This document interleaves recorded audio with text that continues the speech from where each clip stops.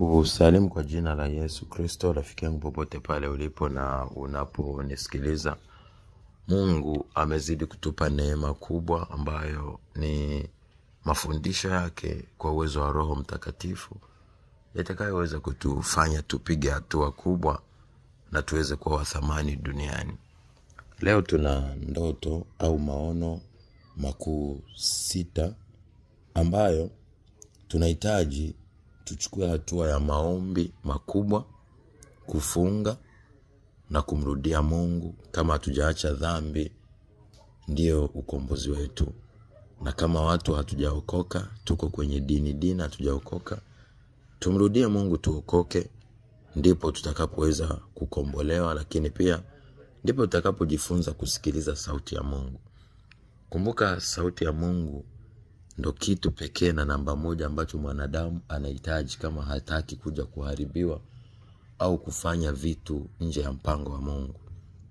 Sauti ya Mungu unaweza kuipata kwenye ndoto, kwenye maono, kwenye sauti inapokuja unapoomba, kwenye neno la Mungu lenyewe, unapopata ufunuo kwenye neno, lakini pia kwenye ishara mbalimbali, ziwe ni za kimwili au ni za kiroho. Hayo ni mambo ambayo ni lazima uyazingatie, yanayoweza kujulisha sauti ya Mungu kwenye maisha yako. Sasa ndoto hizi si ndoto za kupuuza. Ndoto ya kwanza ni ndoto unashangaa kila wakati unaota wewe umekufa au watu waliokufa. Unapoona hicho kitu, ina maana Mungu anakuonya kwamba hali ya hatari inakuja kutokea kwenye maisha yako. Lakini pia kuna vitu unatakiwa ufishe pia kwenye maisha yako ambavyo havimpendezi Mungu.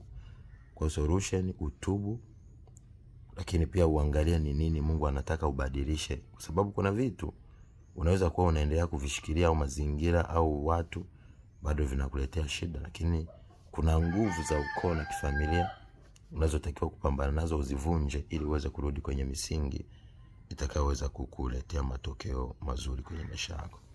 Lakini kitu cha pili, unaota unaporomoka au mawe yanakuporomokea, yanakuangukia, au unashangaa unaporomoka kwenye makorongo, unakuja kudondoka huko kwenye mito au maji au chini, unarudi chini. Ishara ya kuporomoka na kushuka kiroho, kimwili, kimaisha, kimahusiano. Ya maana ni njia uenda unazoziendea au hatua unazoziendea, ina maana hujapata uzoefu. Labda kuna kusudi fulani la kutimiza, unatakiwa upande juu, lakini kumbe huna ujuzi.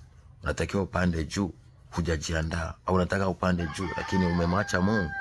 Unataka upande juu lakini kumbe adui wamekuzidi nguvu. Ina maana nguvu yako ya kiroho, uhusiano wako na Mungu ni wa chini. Lolote ulionalo kwenye ndoto, adui anakushinda au anakumaliza au unafanya kitu cha ovyo, ina maana ni kinyume na mapenzi ya Mungu, na hicho kitu Mungu anataka urekebishe, ujiangalie ili upate kutenda sawa sawa na mapenzi yake. Mungu ni Mungu mwenye wivu. Mwanadamu anapokuwa hamjui, halishiki neno lake, au anaenda kinyume na mapenzi yake, au hamtafuti, Mungu huwa hafurahi. Kwa hiyo ndio maana unaweza kuona ndoto hatari zinatokea. Lengo ni Mungu anataka umrudie ili aweze kukuokoa. 3, unaota majoka kila wakati. Majoka ya kwanza tunaona Bikira Maria na mtoto Yesu, lijoka linataka kummeza. Mwanzoni kabisa joka jekundu kwenye kitabu cha Ufunuo, lakini maji linapotoa kama mto, ardhi inameza, lakini baadaye malaika Mikaeli analipiga, wanalirusha kwenye mchanga wa bahari. Kwa hiyo likaja kupambana na wanaolishika neno la Mungu na wale wanaoshika ushuhuda wa Kristo.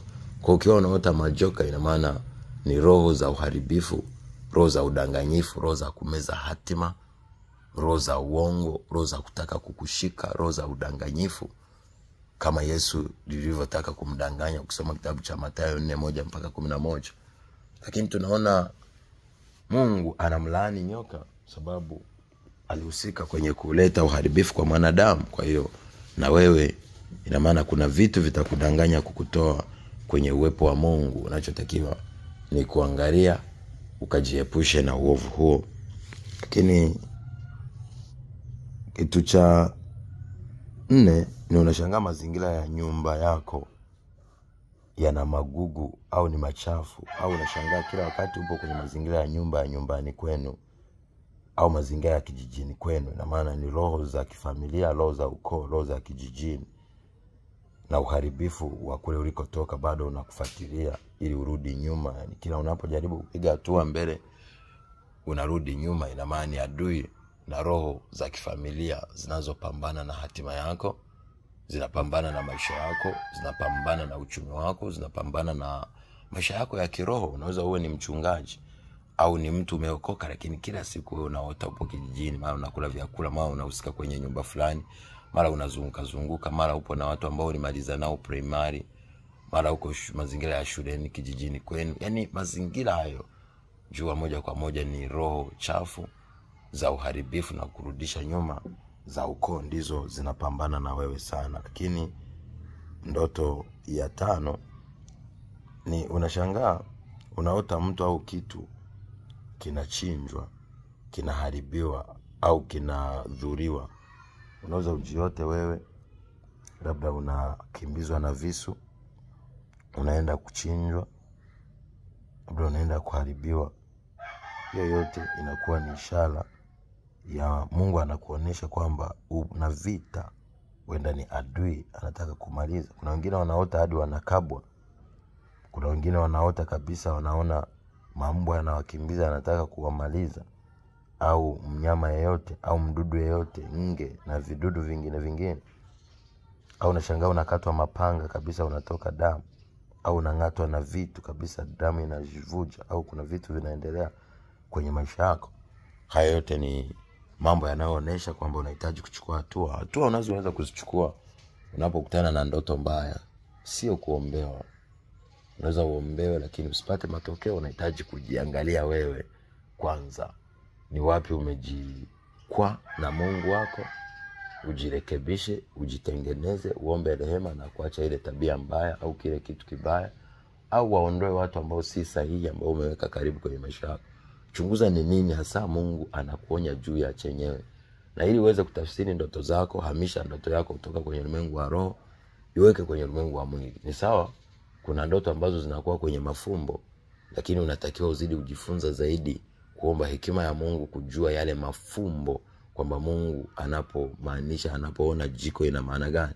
Na ili uweze pia kuelewa maana ya kila fumbo, ichukulie kia kawaida, kwamba kama nimeona sufuria ina maana gani kikawaida, kama nimeona kijiko kina maana gani kikawaida, labda nimeona rangi fulani ina maana gani, niliona nimevaa nguo fulani, nimeona nafanya hivi, labda nazini ndotoni. Sasa kikawaida kama ningezini na mtu ambaye si mume wangu au si mtu nimeona naye, ingekuwa ni nini? Kwa hiyo, au nipo uchi, kama ningekuwa uchi natembea mbele za watu kwenye ulimwengu wa kawaida ingekuwaje? Kwa hiyo ili uweze kustochanganyikiwa kuelewa ndoto zako, chukua ile ndoto yako alafu iweke kawaida, kwa sababu maisha yako ya rohoni ndo maisha yako original. Ndo maana ni maisha ambayo unatakiwa uangalie. Unaweza kujiona kwenye ulimwengu wa kawaida unavaa, unapendeza, au maisha yako yako sawa, lakini ulimwengu wako wa roho unaona una vita, unaona maisha yako ni dhaifu, hayafai. Kondo unaweza kugundua kwamba matokeo ya maisha yako ya kimwili hayabadiliki, hayapigi hatua, si kwa sababu Mungu hahitaji upige hatua, ila rohoni kuna vitu haviko sawa. Wenda hauna imani ya kutosha, wenda kuna vita ambayo bado inakupambanisha hujaitoa, wenda ni roho za ukoo, wenda ni roho za familia, au ni maisha ambayo uliwahi kupitia ya nyuma bado yanakusonga, bado yanakuzuia. Maisha yako ya kijijini bado yanakusonga, watu wanakufuatilia. Kwa Mungu anakuwa anahitaji, anakuonesha hivyo vita ili upambane, ujitoe kwenye hizo roho, ili ndipo aanze kukubariki na kukufanikisha zaidi na zaidi. Lakini ndoto ya 6 ambayo unatakiwa kuiangalia ni ndoto unashangaa unafukuzwa na wanyama au na watu na risasi na bunduki. Kuna watu wanaota wanakimbizwa na vitu vya kutisha, au na mito inakukimbiza, mawe yanakukimbiza, vitu mbalimbali. Chochote kinachokukimbiza kikakufukuza ukaona wewe unakimbia, ina maana kuna nguvu ya kiroho hauna. Ukisoma kitabu cha Kumbukumbu la Torati 28 mstari wa 7, maandiko yanasema watakuja kwa njia moja, watatoka kwa njia 7. Sasa ukiona wamekuja kwa njia moja alafu wakakukimbiza wewe ukaogopa ukakimbia, ina maana nguvu yako ya kiroho ni ndogo. Ili uweze kuona nguvu yako ya kiroho ni kubwa, ni wanapokuja alafu wakakukimbia, au unashangaa wanapambana nawe unawashinda. Lakini wakikushinda, jua nguvu yako ni chache.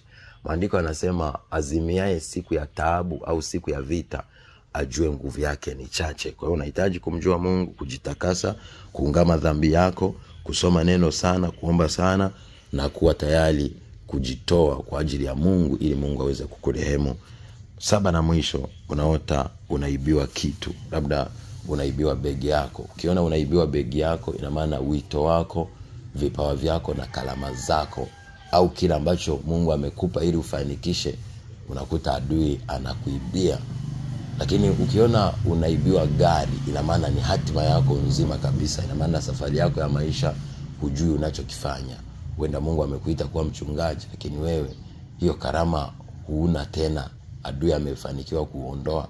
Labda umeenda kwenye kitu kingine ambacho sicho kabisa, ambacho hutofanikiwa. Ina maana adui amekuchengesha, amekuibia kile kipawa na kusudi lile la Mungu, au ameharibu ile kusudi la Mungu na amekupelekea sehemu nyingine, au unafanya kitu ambacho ni tofauti. Lakini ukiona unaibiwa pikipiki, huenda ndoa yako itakuwa na mashaka, kwa sababu ndoa inawakilishwa sana na pikipiki, lakini baiskeli sana inawakilishwa na huduma ndogo. Labda ni mtumishi, ni mchungaji.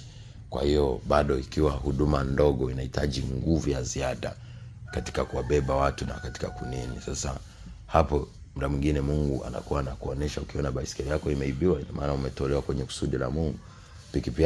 Pikipiki yako kuibiwa, ina maana huduma yako au ndoa yako inaenda na maji, inaenda kuvunjika. Lakini unaweza kuona unaibiwa pete, ina maana ndoa yako itakuwa na changamoto. Au unaibiwa mume au mke wako, au unaibiwa gauni la harusi, unaibiwa pete yako, unaibiwa vitu fulani au document zako, unaona zinaibiwa, ina maana kazi yako inaenda na maji hiyo.